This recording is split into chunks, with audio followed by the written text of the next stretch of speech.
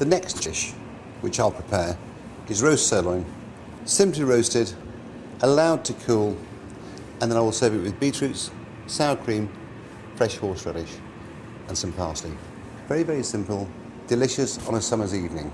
We take our beef cube, as always, a tiny bit of olive oil to make our paste. Break it in with your finger. You just slowly dissolve the cube into the oil so we make a fine paste. And the cubes always help the beef to caramelise. And then just massage the cube into the joint. Okay, and again underneath. So as you can see, all massaged into the meat. The pan doesn't have to be too hot, because what we're going to do slowly is by bringing the heat of the pan up, the fat renders. If we put the meat into a pan that's too hot or a roasting tray that's too hot, what will happen is it will scorch before it's being allowed to release its fat. As you can see, nicely caramelised, and that's how you obtain that nice roasted flavour.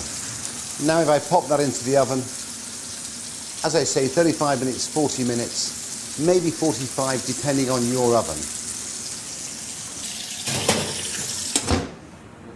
So the beef has been cooked pink. It's cooled, it's rested. I'm going to serve the beef with beetroots, sour cream, horseradish, and a little herb for garnish. You can buy perfectly good beetroots from the supermarket, which have been vacuum packed. They come in little bags about that size. They're very good, but if you've got the time and you don't mind your fingers going purple, then get the fresh ones.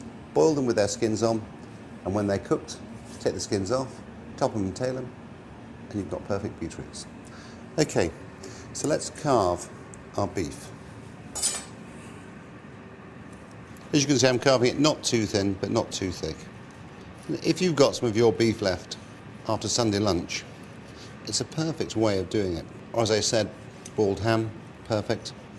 And then just arrange it. Doesn't have to be perfect. So there's your beef. Now, our beetroots.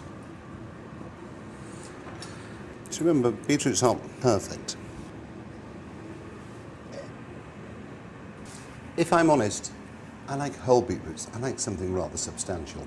You can slice them, but there's something rather nice about getting a whole beetroot and cutting into it.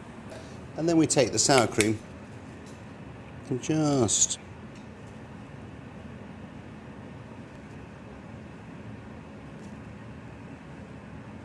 then what we do is take some horseradish, not a lot.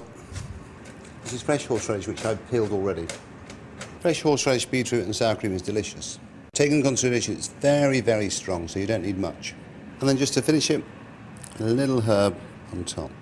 And there's our roast sirloin of beef, whole beetroots, sour cream, fresh horseradish, bit of parsley on top. You may ask, why sour cream? Sour cream and beetroot work fabulously well. Beetroot and horseradish, delicious. Horseradish hot, sour cream, it knocks back the heat.